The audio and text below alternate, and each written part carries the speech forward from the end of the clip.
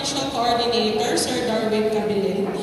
We would like to congratulate the LGU of Ilongos since kung hindi po ako nagkakamali, this is the very first SLP Summit na nangyari for Leyte 2 cluster out of our 21 municipalities in Leyte 2 po.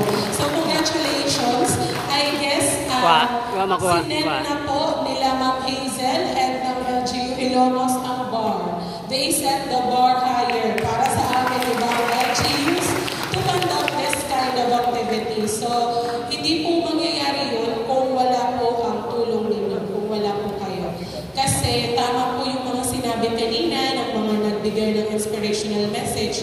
If wala po talagang hindi po ninyo nilaban kahit na mahirap, wala po kayo ngayon dito. And wala po kayong showcase ng mga products po ninyo.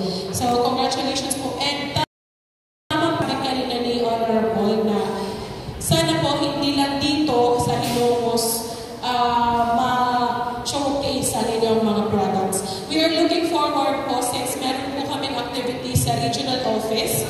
We have mga anniversary na nag-invite po kami ng mga SLP associations na pwedeng mag-showcase ng iba't ibang products.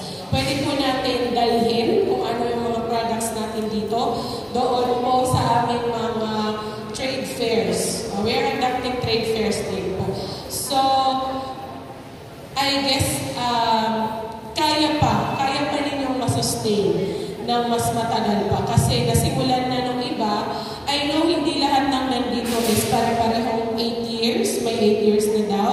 May 5 years na daw. So, challenge po ito sa bago ng mga associations na i-organize pa lang and organize this year. So, meron po talaga mga changes na nangyayari. Hindi po namin alam kung next year dito pa rin po kami sa Ilongos. But we are confident po na sa pinapakita po ninyo and sa pinapakita ng LGU na pag-monitor sa inyo and sa partnership namin, may it be us or hindi na kami, we know that you will have the 100% support na ibibigay po.